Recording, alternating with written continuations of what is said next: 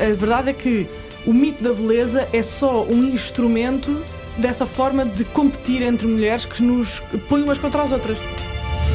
Quando nós falamos do mito da beleza ou da opressão da beleza, estamos a falar concretamente da indústria farmacêutica, da indústria de cosméticos, da indústria da saúde também, com as dietas e os suplementos e tudo isso. Quer dizer, hoje em dia nós temos que ser ótimas profissionais, ótimas mães, ótimas mulheres, ter um corpo de sonho, ter a maquilhagem e o cabelo arranjado, ter um PT, ter um nutricionista. Isto é uma loucura. Viva, eu sou Ana Sá Lopes e este é o Que Fazer Quando Tudo Arde, um podcast sobre o estado do mundo. Hoje tenho comigo Leonor Caldeira, advogada feminista, com quem vou falar sobre a escravatura das mulheres na beleza, essencialmente. Leonor, num texto de 2024, já foi há algum tempo, na Sábado estava escrito que este pode ser um retrocesso do feminismo, estamos a falar da beleza, de exigências de beleza que hoje há, e dizia que não imaginava as suas avós a perder tempo com tanta maquilhagem e dietas. E eu, sendo de uma geração diferente, sinto que a pressão que existia sobre mim não era tão forte. O que é que se está a passar? Olá, Ana. Em primeiro lugar, obrigada pelo convite. Eu acho que este é um tema muito interessante que, na verdade, nós não pensamos muito nele quando pensamos em feminismo e direito das mulheres. Costumamos focar mais em temas mais, se calhar, que nós entendemos como mais urgentes, como a violência doméstica ou a violência de género, a desigualdade salarial, que obviamente são temas muito importantes, mas a verdade é que a opressão das mulheres e a sociedade patriarcal não se esgota nesses temas.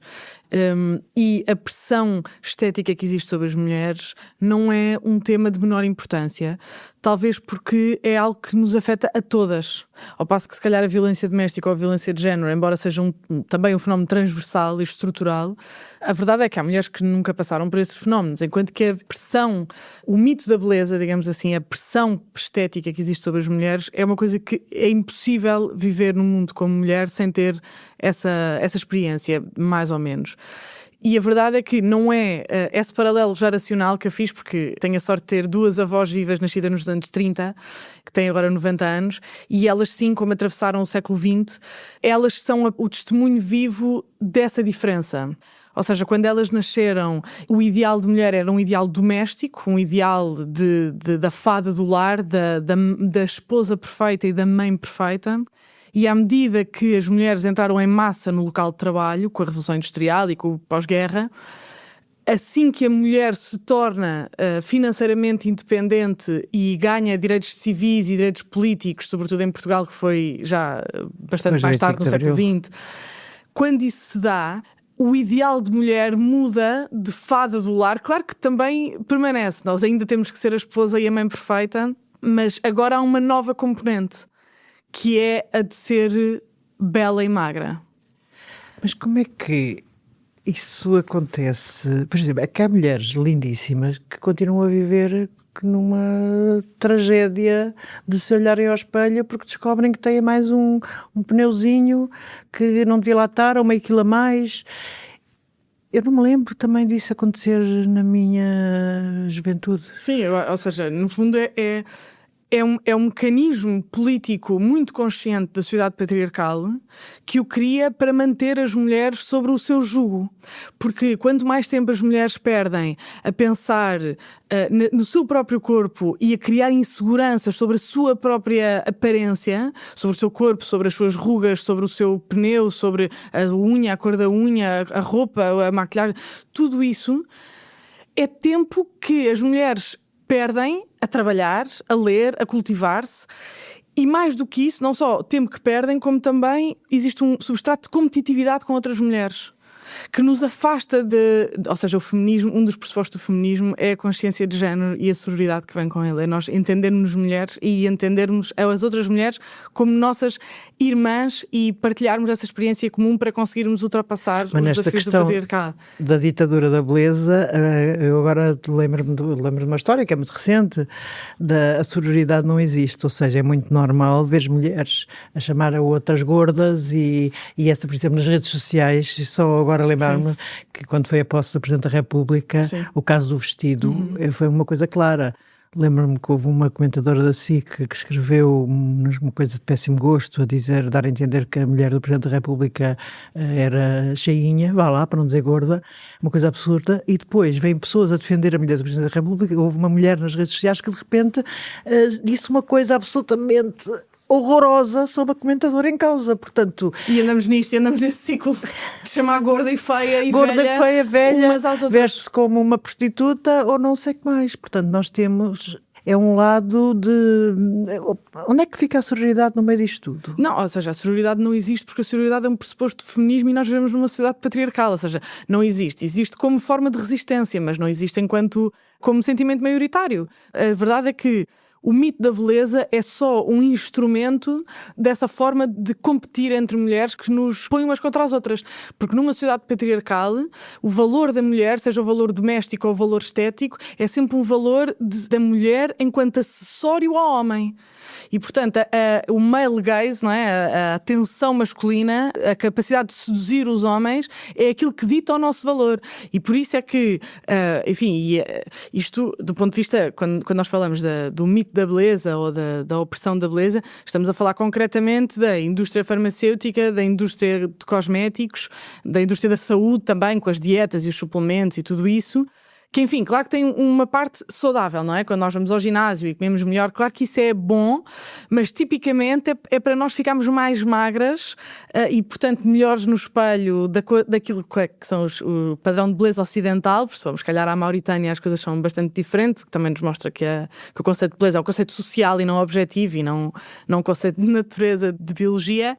Mas, portanto, essas indústrias que lucram milhões fazem esse esforço consciente de nos pôr umas contra as outras e de nos pôr contra nós mesmas. E isso que dizia é completamente verdade. De quanto mais, às vezes, bela ou famosa uma mulher é, mais escrutínio e mais pressão tem dessa perspectiva. E nós vemos muito isso. Porquê é que as mulheres não vão tanto para a política? Por uma variedade de fatores, mas um deles também é pelo escrutínio completamente absurdo que têm sobre a sua imagem. Eu lembro-me das 3 mulheres que fazem o podcast Lei da Paridade, que são 3 mulheres jovens, a Maria Castelo Branco, a Adriana Cardoso e a Leonor Rosas, que têm constantemente comentários sexuais, montagens, deepfakes, coisas completamente aberrantes, porque são mulheres jovens no espaço público e eu percebo que as mulheres, se calhar a mulher média não está para aturar isso. Portanto, é preciso, de facto, ter uma força extraordinária, uma vontade acima da média para estar no espaço público enquanto mulher. A mesma coisa podemos falar da Alexandra Leitão, que se candidatou à Câmara de Lisboa. Uma dos escrutínios que foi feito foi ao seu peso e à sua imagem e ela, de forma muito corajosa, denunciou isso, mas quer dizer, eu percebo que se calhar a Alexandra Leitão passou por isso, não devia ter passado, mas continua no espaço público e muito bem, mas eu imagino quantas centenas de mulheres não estão a assistir a isso, não se olham ao espelho, não se revêem na imagem da Alexandra Leitão e não ficam acanhadas porque sentem que não estão para passar por isso e compreensivelmente. E, portanto, de facto, este mito da beleza, quando nós pensamos, nós não podemos cair na ingenuidade de achar que isto é uma reflexão sobre usar maquilhagem, não usar maquilhagem, ou tirar os pelos debaixo dos braços ou não fazer depilação. Não é sobre isso. É sobre a forma como isto puxa as mulheres para trás, tira-nos tempo para outras coisas mais interessantes e para nos cultivarmos melhor como trabalhadoras e como cidadãs, faz-nos gastar o nosso dinheiro, a quantidade de cirurgias plásticas, a quantidade de dinheiro que se gasta em cosméticos, em suplementos. Esse mundo não havia mesmo no tempo das avós. Sim, sem dúvida. Isso é um mundo que nasceu no século XX. No século XXI. No século XXI, sim. Em todo o mundo, mais de 80% das pessoas que se submetem a cirurgias estéticas e eletivas são mulheres. E, portanto, nós não podemos ignorar que isto é uma força do patriarcado. Estamos a falar, atinge mulheres de 25 anos, não estamos a falar de mulheres só de 60. Entre os 18 e os 34, na verdade. Que é uma coisa gravíssima, são mulheres jovens. Sim. O que faz com que, ou seja, isso depois provoca a reflexão que muita gente diz que é, no fundo isto é uma escolha individual e nós temos que respeitar a escolha das pessoas de fazer uma mamoplastia de aumento, uma lipoaspiração, as cirurgias de retirar a celulite e todas essas coisas. E obviamente que há uma tensão entre as duas coisas, não é? Claro que é uma escolha individual e se a pessoa de facto tem muitas inseguranças e se sofre com aquele aspecto da sua aparência e escolhe fazer essa cirurgia e isso melhora a sua qualidade de vida, claro que no caso concreto isso pode ser uma escolha absolutamente livre e legítima e que nós devemos respeitar. Mas isso não nos pode absolver de fazer depois um exercício mais macro, de perceber porque é que estas cirurgias estão cada vez a popularizarem-se e a democratizarem-se mais. Aliás, há sítios no planeta em que nós vemos e é normal as pessoas terem a cara paralisada de botox e mamoplastias de aumento muito evidentes, lipoaspirações, que também é uma coisa, enfim, facilmente reconhecível quando a pessoa sabe qual é que é o aspecto de uma lipoaspiração, tipicamente também dá para reconhecer isso. Nós não podemos simplesmente achar que isto é uma coisa absolutamente normal, que está no domínio da escolha individual e não pensar criticamente sobre isso. Leonor, há muitas mulheres que vão dizer que isto é a minha escolha, eu estou a fazer isto para mim própria. E não admitem sequer que estão a ser vítimas de um machismo interiorizado, eventualmente, sim, ou do patriarcado. Sim, e eu acho que também não interessa muito pôr as pessoas nesse lugar de escrutínio e dizer fizeste essa cirurgia porque estás manipulado. Acho que ir ao caso individual é pouco útil, porque as pessoas sentem-se muito atacadas e porque de facto temos que respeitar a sua liberdade individual. Mas acho que nestes espaços, ainda bem que neste podcast há espaço para isso, acho que temos que fazer essa reflexão e começar a pensar melhor porque é que isto é assim, porque na verdade nós não existimos no vácuo. Se ninguém fizer à minha volta e fizer cirurgias plásticas, a probabilidade de eu fazer uma cirurgia plástica é muito, muito menor, não é? Obviamente. Eu lembro na pandemia, que foi um momento ali prolongado em que nós não tivemos tantos contactos sociais, eu deixei de usar maquilhagem durante 1 ano e meio. E sem pensar muito nisso, depois em retrospectiva, é que quando a pandemia terminou e nós voltámos a sair, e eu depois voltei a sentir necessidade de já não me apetece estar com estas olheiras em público, de repente já não tinha meus tons de maquilhagem, eram só coisas velhas e secas e eu apercebi-me, enfim, porque obviamente eu falo disto, mas eu também não sou imune a isto, não é? Como nenhuma mulher... Ninguém será, mas lá está, é a vossa geração, porque eu estou a lembrar-me quando andava no liceu, havia uma colega que se pintava, estamos a falar de 15 anos, não estamos a falar nem de menos nem de mais, 15 anos, e era gozada e tinha uma alcunha que chamava-me Picasso, quer dizer, não era assim, era pejorativa, de facto, podia ser pior. Mas podia ser pior, mas era Picasso por causa do pintor, porque ela tinha mania de se pintar, porque ninguém se pintava, eu hoje em dia falo com mães de crianças de 13 anos, por exemplo, que querem pintar-se, querem ir para a escola pintadas. Eu não sei o que é que aconteceu. Foi as redes sociais? As redes sociais são um forte aliado. Há um livro ótimo sobre este tema que é o The Beauty Myth, da Naomi Wolf. Esse livro foi escrito em 1990 e já descreve muito bem todo este fenómeno. Não só o fenómeno em termos objetivos, mas depois também as suas implicações práticas e porque é que é uma forma de manter as mulheres numa posição de subalternidade e de não as deixar emancipar-se. E quer dizer, quase 40 anos envolvidos, 36 anos envolvidos, nós vemos que esse fenómeno não só se manteve, como agravou-se imenso com as redes sociais, agravou-se imenso com as novas tecnologias, ou seja, o acesso que nós temos ao botox, à cirurgia plástica, agora ao Mounjaro para emagrecer, essa aliança entre a indústria cosmética, a sociedade patriarcal e a cirurgia plástica e a indústria farmacêutica, quer dizer, uma poderosa aliança que não é só uma questão de consumismo, porque estão envolvidos muitos lucros nisto, não é? Ou seja, tudo o que é... também há aqui muito capitalismo. Há muito capitalismo. É uma aliança entre o capitalismo e o patriarcado muito evidente, que esta indústria permitiu, de facto, lucrar imenso. E a verdade é que as redes sociais também foram um forte aliado nisto, porque as redes sociais o que é que nos vieram mostrar? Que aquilo que gera engagement, não é? Aquilo que gera dinâmicas entre as redes sociais são sentimentos negativos. É a raiva, é o ódio e a inveja e a insegurança. E a indústria da publicidade sempre soube usar isso muito bem. A publicidade sempre nos fez sentir menores e mais pequenos e mais insuficientes para nos instar a consumir aquele produto para nós conseguirmos chegar àquele ideal. E isso é muito forte com as mulheres. Não és tão bonita como ela, o teu cabelo não é tão sedoso como o dela, não tens esta roupa que ela tem, não tens esta maquilhagem, não tens isto. Portanto, vai à procura destes produtos para chegares a esse ideal de beleza. E nas redes sociais o que acontece é que nós estamos permanentemente ligados a ver estes exemplos e vemos pouco pessoas normais, ou seja, mesmo do ponto de vista de Hollywood, nós vemos às vezes filmes que se passam na Idade Média e já está tudo com aquele fenómeno que se chama a cara do iPhone, são caras que os lábios têm preenchimento, a cara tem botox, e não é uma cara que pertence à Idade Média, quer dizer, é uma coisa que não faz sentido, é a cara do iPhone, esta cara já viu um iPhone, é muito engraçado esse conceito. E como é óbvio que os pré-adolescentes, os adolescentes e os jovens são cérebros em desenvolvimento que estão especialmente permeáveis a este tipo de estímulos. E, como é óbvio, as suas inseguranças ainda são maiores. E nós hoje temos a influência dos pré-adolescentes, que é uma coisa que até eu acho muito duvidosa do ponto de vista até da legalidade, francamente.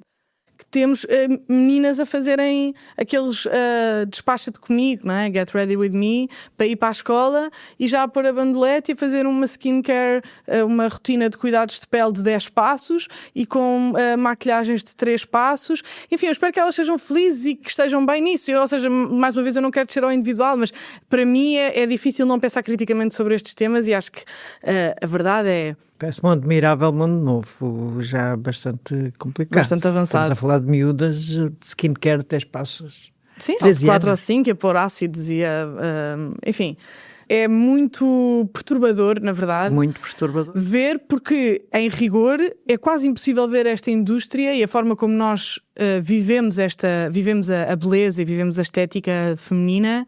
É muito difícil ver isto como empoderamento.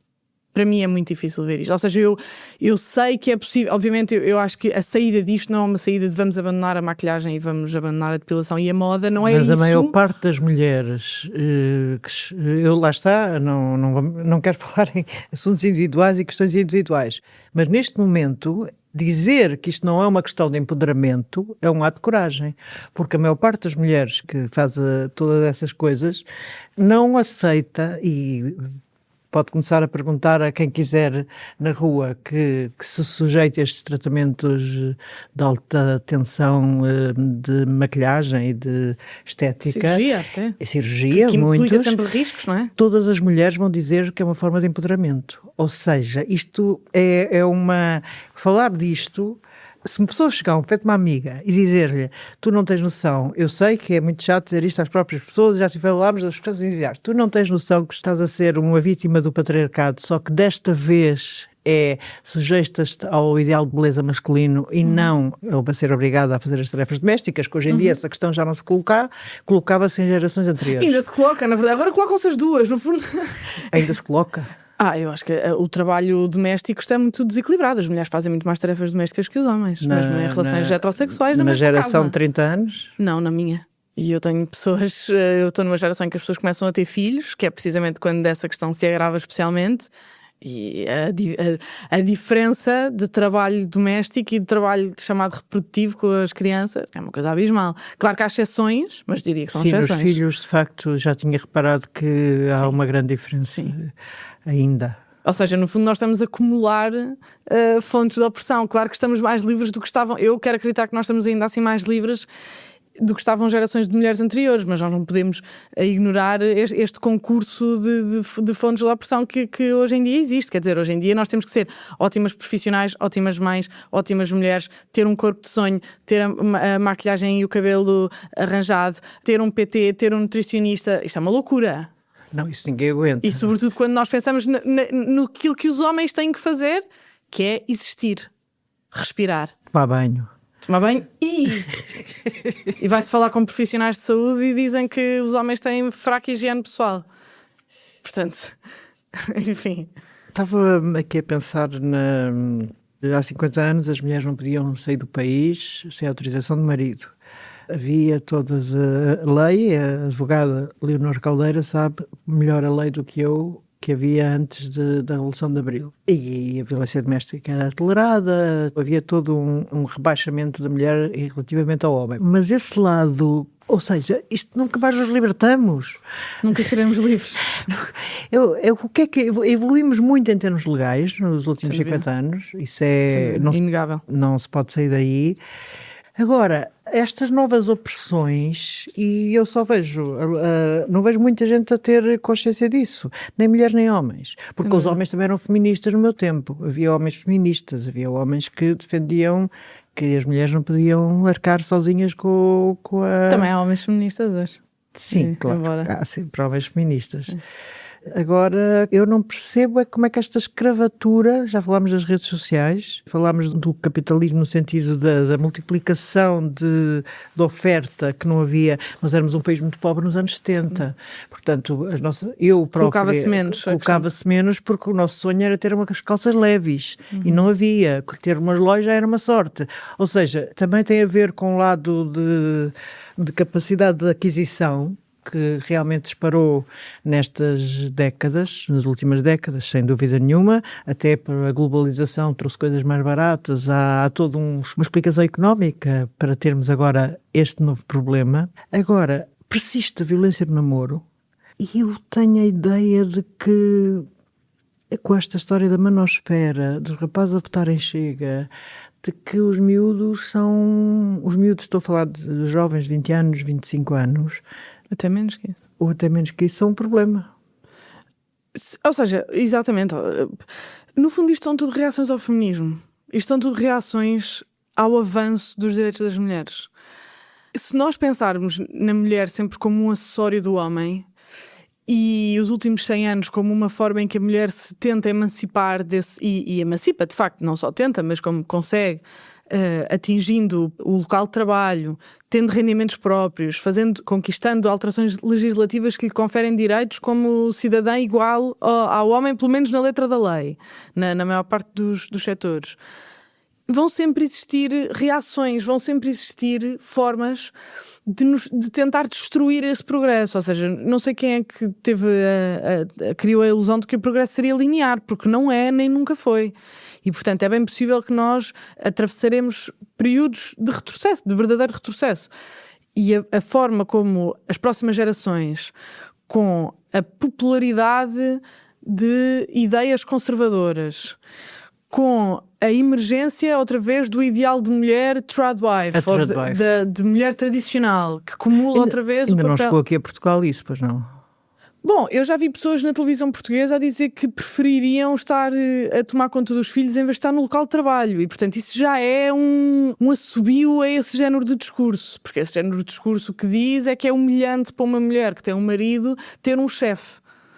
Por ter outro homem a mandar nela, que a obriga a ter um horário e lhe dá tarefas, porque o seu marido não a liberta dessa opressão. Enfim, e manda nela, não é? O marido, pois, ou seja, eu acho que isso é a decorrência que depois essas pessoas não fazem, mas para mim é uma dedução lógica, não é? Como é evidente, a pessoa, quando damos a um homem o poder de nos alimentar, também damos a um homem o poder de nos fomear. Quando damos a um homem o poder de nos dar uma casa, também lhe damos o direito de ele nos pôr na rua quando quiser, não é? Portanto, isso, enfim, e com todo o respeito também pelo direito das mulheres de ficarem em casa e de não trabalharem, eu não entendo que isso seja uma escolha feminista só por si, só porque a mulher escolhe isso. Ou seja, é uma escolha, aquilo que é uma escolha feminista é aquilo que protege os direitos das mulheres e que a liberta da opressão patriarcal. Se a mulher tiver uma fonte de rendimentos durante esse período, para caso o homem a deixar, ou até mesmo morrer, ou acontecer alguma coisa, ela se conseguir prover a ela própria, sem precisar do homem, sim, pode ser uma escolha feminista se tiver as redes de apoio financeiras que sustentem essa escolha. Agora, de outro modo, uma mulher abdicar da sua independência financeira total e dar simplesmente essa possibilidade ao homem, eu não vejo como é que isso pode ser feminista só por si. Por isso, mais uma vez, quando falamos aqui da liberdade individual, obviamente que a liberdade individual tem que ser respeitada e isso eu não coloco em causa. Agora, nós temos sempre que pensar criticamente sobre as escolhas e há muito, enfim, eu tenho muito esta embirração, porque as pessoas muitas vezes dizem, o feminismo aquilo que diz é que é sobre a escolha da mulher, a mulher deve ser livre para escolher. Não é isso que o feminismo diz. O feminismo é um movimento de libertação das mulheres da opressão patriarcal. E obviamente que a mulher abdicar totalmente da sua independência financeira para ser uma dona de casa, ou para ser uma stay-at-home mom, não é? Como eles dizem, é uma mulher tradicional, ou ficar em casa, isso é uma escolha que é legítima, mas não é uma escolha feminista se não estiverem implicados e postos em prática mecanismos financeiros para garantir que essa mulher tem independência e tem uma forma de se autonomizar, porque senão ela fica completamente sujeita a esse jugo, não é? Do marido. De facto, não é uma escolha feminista. Acho que não há maneira, apesar de realmente cada um tem direito a escolher a vida como escolhe, e haja quem defende muito a teoria do breadwinner. Sim. Do provedor, do homem provedor. Do homem provedor ou a mulher provedora, ou seja, há quem diga... Isso é ultra minoritário. É ultra minoritário, mas eu conheço homens que fazem esse discurso, que dizem que não se importavam.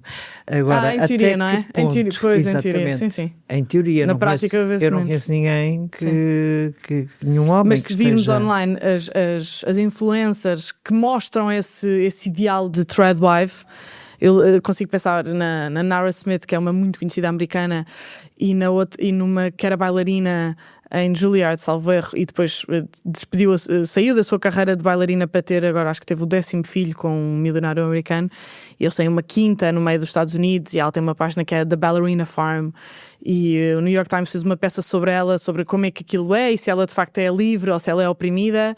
É muito engraçado, porque elas são sempre lindas, deslumbrantes, um ideal de beleza completamente inatingível. Portanto, é mesmo a acumulação dos dois ideais de beleza. Elas são perfeitas em casa, elas fazem tudo de raiz, não há nada de processado na casa delas. Os filhos delas têm tudo, a educação perfeita, o contacto com a natureza, o contacto com os animais, a comida mais orgânica, mais biológica. Elas estão sempre em vestidos impecáveis.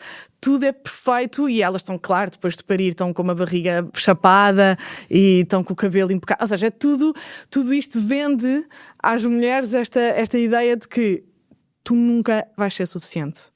Tu estás sempre atrás, tu tens que fazer muito mais para chegares lá, seja o que for, seja tens que trabalhar mais, tens que emagrecer mais, tens que ter as maminhas maiores, tens que ter a cara mais maquilhada, e tudo, é impossível não vermos isto como uma forma de opressão machista. Não, isso é uma total opressão machista. Da minha perspectiva.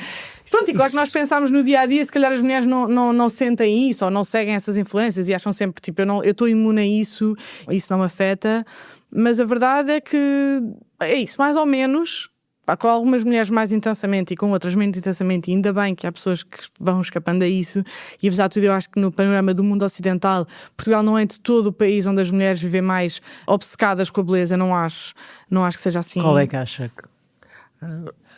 Ou seja, não tenho dados, mas ou seja, há assim uns clusters em Miami, as cirurgias plásticas é uma coisa muito intensa. De que no Brasil também, no Brasil é loucura. No Brasil também, sobretudo no Rio de Janeiro, no estado do Rio de Janeiro é uma coisa muito intensa. Há cirurgiões para pobres e cirurgiões para ricas. E até cirurgiões em adolescentes, raparigas adolescentes. E portanto, claro que há países onde isso se vive com mais intensidade. Agora, de facto, Portugal, quando nós pensamos, lá está, nas mulheres de hoje em dia e sobretudo nas mulheres que têm uma vida pública, eu também em conversas privadas eu acho que este tema surge muito, porque quando eu conheço assim algumas mulheres da minha idade ou mais velhas ou mais novas que eu admiro e vejo assim que publicam no Instagram e que estão na televisão, e em privado as conversas dizem-se coisas aberrantes, com uma leveza. Sentem-se feias? Estou obesa, estou nojenta. Isto são frases normais que as mulheres olham para o espelho e dizem entre si: estou nojenta, estou obesa, estou super velha, tenho não sei o que, o cabelo, isso são frases de uma violência que nós dizemos sobre nós próprias e depois também sobre as outras, inevitavelmente. E a forma como isto se normalizou, e eu própria já me apanhei a dizer essas coisas sobre mim. E depois, por acaso, mas como é que é possível? É engraçado. É engraçado às vezes até conviver com homens. Só uma coisa que se pode dizer é que a Leonor é bonita. Ou seja, isso é o subjetivo também, não é? Porque comparando com esse ideal de beleza. Vá lá, se arranjarmos assim uma média, obviamente que a Leonor é bonita sobre todos os parâmetros. Eu acho que é bom sempre falar com mulheres da sua geração, porque eu acho que as mulheres da sua geração, como não viveram, não estão tão bombardeadas com esse ideal de beleza, são mais gentis, às vezes, sobretudo com as mulheres mais novas.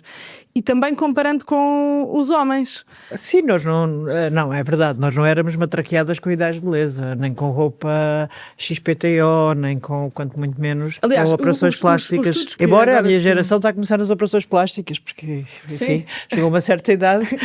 Mas... Sim, está tudo ok com isso, pôr uma coisa na cara para se sentir melhor. Por acaso eu acho horrível, porque acho que fica muito feio. Mas isso pronto, é uma opinião privada. elevada, sim, ou sim, ou seja, se for uma coisa moderada, nós não estamos aqui a falar, a tentar estigmatizar as pessoas que fazem esses atos. Eu própria debato-me com isso. Eu também não sei se um dia não vou para o Botox, ou seja, não quero estar aqui a fazer um juízo a essas pessoas. Não é sobre isso, é sobre pensar criticamente de onde é que isto vem, o que é que isto significa e que impactos é que tem. E, por exemplo, recentemente agora existem muitos estudos que se ocupam de perceber qual é que é o impacto das redes sociais nos adolescentes. E está demonstrado que se nós passarmos muitas horas online e muitas horas no Instagram, especialmente o Instagram, que é a rede social mais visual, exatamente, mais de vídeos, e se estamos permanentemente a ver mulheres lindas, deslumbrantes, muitas delas com cirurgias plásticas, o nosso cérebro fica treinado a achar que aquilo é que é o normal. Que aquilo é que é não é, já nem é a beleza extrema ou a beleza superior, é o normal.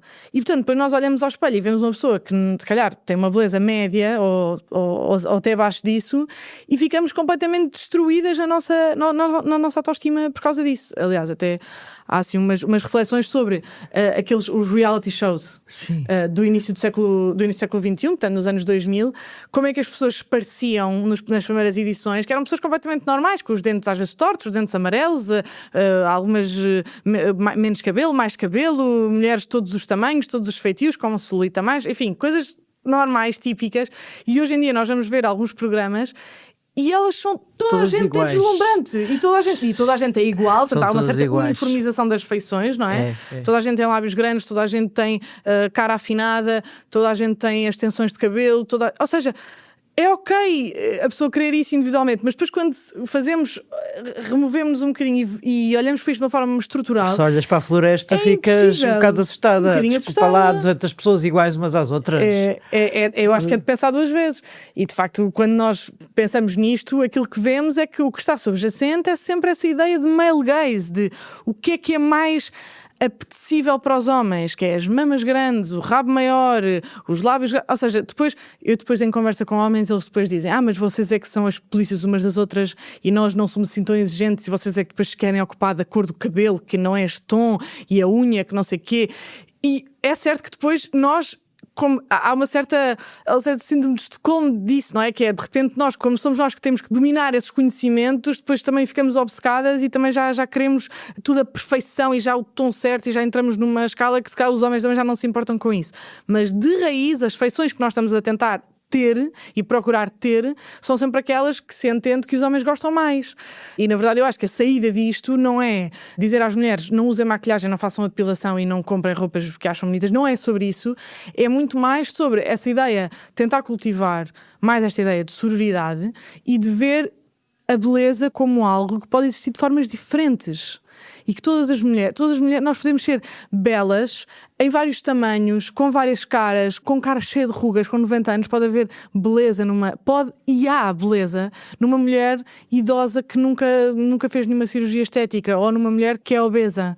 E conseguir ver isso, porque as mulheres são o único grupo oprimido que é metade da população, ou seja, nós não somos uma minoria. E se nós tivermos essa prática de solidariedade entre mulheres, e se nós conseguirmos aí sim empoderar-nos umas às outras e ser gentis umas com as outras, nós podíamos mudar o mundo. Gentileza é a grande palavra, porque, por exemplo, uma pessoa olha para a Alexandra Leitão é bonita. Alexandra Leitão é linda. Alexandra Leitão é linda. É lindíssima. É mesmo. E leva aquela muito de homens, é verdade, porque escapa à média do gosto masculino, portanto, leva... Precisamente. É muito criticada por homens, mas também é criticada por mulheres, muito. Lá está, naquele tal machismo interiorizado. De guardiãs do patriarcado. De guardiãs do patriarcado, tal também e qual. Há. E que nós temos todos os códigos dentro de nós para ser guardiãs do patriarcado. E nós, certamente todas as mulheres... De vez em quando todas fomos um bocadinho, todas fomos um bocadinho e todas nós já nos passou pela cabeça, já fizemos comentários. Eu certamente não sou imune a isso. Eu acho que toda a gente fez comentários. Aquela coisa também, o patriarcado não sai de ti de uma hora para a outra, não é? É tudo um trabalho. E todos os dias nós tentamos desconstruir e ele... Volta entra pelo ouvido esquerdo e sai pelo ouvido direito. Completamente. E há ali um lado de quase impossibilidade. Mas a sororidade, eu acho que é uma coisa, é um desejo um bocado como a paz no mundo, Eu percebo. Ou seja, as mulheres são tão diferentes entre si, o feminismo, incluindo mas o feminismo, os homens na também realidade... são diferentes entre si. E os homens têm essa... Os homens têm realmente alguma... Têm um pacto, os homens têm um pacto uns com os outros. Tem meio pacto, não seria... Eu acho, os homens protegem-se muitíssimo. As mulheres não se protegem. Os homens adoram outros homens. Os homens amam outros homens.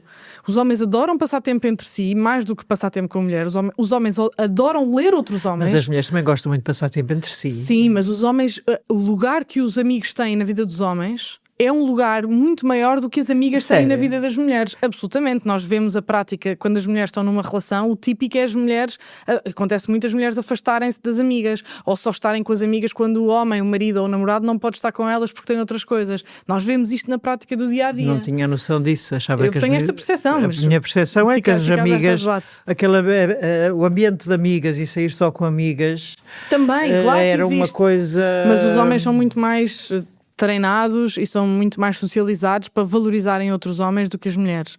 Não, as mulheres são muito treinadas para a competição, nomeadamente a competição física. E isso depois reflete-se em todas as áreas da vida, na forma como nós tratamos as nossas amigas, como nós nos relacionamos com outras mulheres, como nós tratamos as mulheres no trabalho, a autoridade que nós damos a outras mulheres. E, portanto, eu acho os homens, como amam tanto outros homens, porque esse é o pressuposto também do patriarcado, é de valorizar mais os homens e querer a sua voz tem mais poder, a sua voz tem mais autoridade, a música que fazem é melhor, os livros são mais interessantes.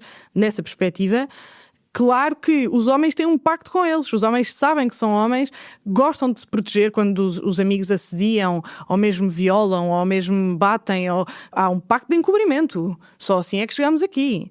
E as mulheres não têm, nem de perto nem de longe, sequer, não têm impacto nenhum de encobrimento. Mas pelo contrário, vai-se ver em muitos casos de violência doméstica, como aconteceu agora em Vizela com o Presidente da Câmara, a quantidade de mulheres que defendiam o Presidente da Câmara foi uma coisa impressionante. Bastava olhar para as redes sociais para ver... Ou seja, há um conceito basilar na esquerda que é a consciência de classe, não é? Nós temos consciência da classe a que estamos inseridos e quais é que são as dificuldades e os desafios e as circunstâncias que a classe em que nós estamos inseridos enfrenta. E falta consciência de género. Falta consciência de nós sentirmos que não somos um homem em aspiração, somos uma mulher. E o que é que isso significa? Que obstáculos é que... Porque numa sociedade patriarcal é fácil nós ignorarmos esses obstáculos, essas opressões. É fácil nós navegarmos o mundo a achar que é tudo indiferente, ou que não é comigo, ou que só quando o homem me dá um estalo é que eu sofri uma opressão patriarcal. E não é assim. Nós temos que ser quase instruídas e formadas para ver, na verdade, o que está à nossa frente e observar as dinâmicas e as desigualdades que lá existem. Portanto, não é uma coisa evidente, não é como ver que o céu é azul. É preciso ter um olhar crítico sobre as coisas e não aceitar a realidade que está. E se calhar se perder menos tempo com a maquilhagem... Chega-se lá mais depressa. Sim, eu também acho que a maquilhagem pode ser uma forma de autoexpressão. Não, eu estava, pronto, sim, uma brincadeira agora. Sim. Isso é só uma brincadeira. Claro. Leonor Caldeira, obrigadíssima por ter estado aqui. Muito obrigada.